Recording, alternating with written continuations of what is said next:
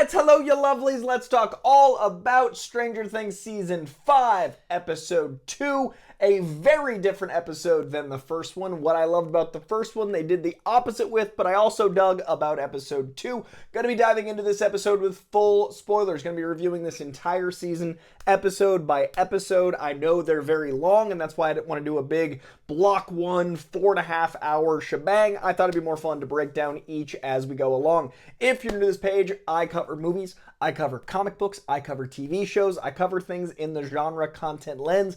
If you like nerdy stuff, if you like film and TV, if you like big pop culture spectacle, hit that subscription bell, join me in talking all about them. Also like this video, it helps the algorithm. I've never covered Stranger Things before. It has been a show I've loved all 9 years it's existed, but I've never covered it here, so I'm excited to do so. So like the algorithm, so the algorithm knows you like it. And please leave a comment below, and let's talk about Episode 2. Episode 2 to me was the opposite of 1 in that I love that Episode 1 showed us the strength of the ensemble. It reminded us why we love these characters. It did a lot of things to show the scope.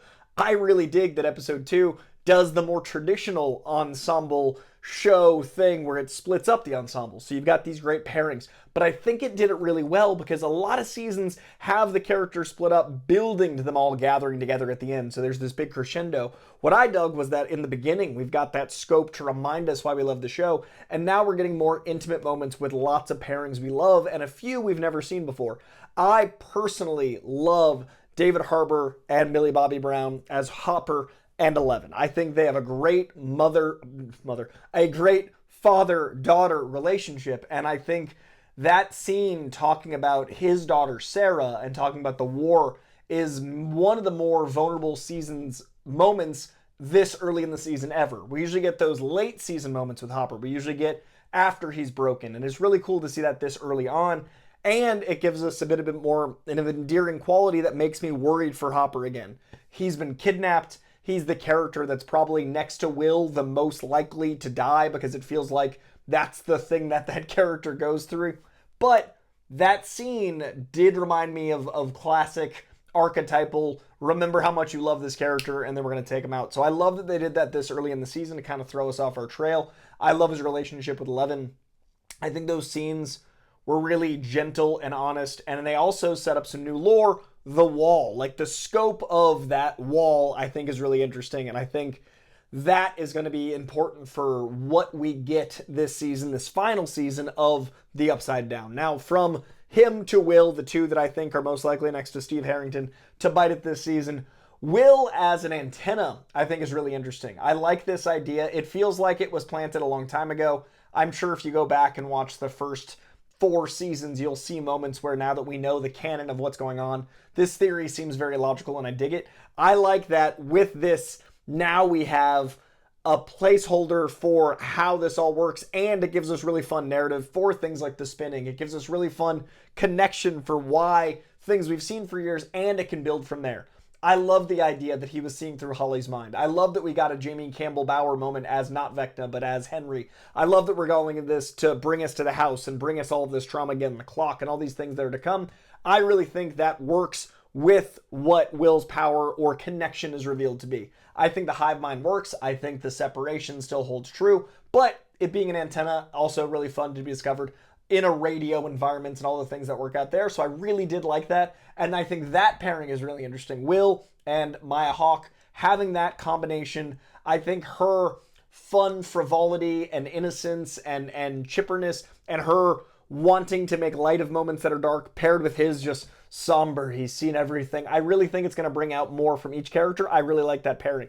Another pairing that I wasn't expecting are the Wheelers themselves. Seeing the two of the Wheeler kids that I don't think of as brother and sister until they get an ensemble scene, caring about their family, and the giant violent opening and the chaos of the opening, bringing us from organized structure. They've got a plan. They've been planning this. Episode 1, this is what we're going to do, to everything goes out the window when danger happens. I really like that as an opening, and I really like that we see the Wheelers as a family because Mom and Dad Wheeler get effectively taken out. I'm curious if no one dies in this show because, you know, they've been around for so long, but I really thought both of them bit it in the opening, fighting Demogorgon with a, a 9-iron or whatever that club was, and a wine bottle. I also love that a Karen is literally killing someone, being a wino forever, and also Winona forever. I think that really works to show the family element between the two of them. Them in the hospital really works for me. Them as a duo is really interesting to see.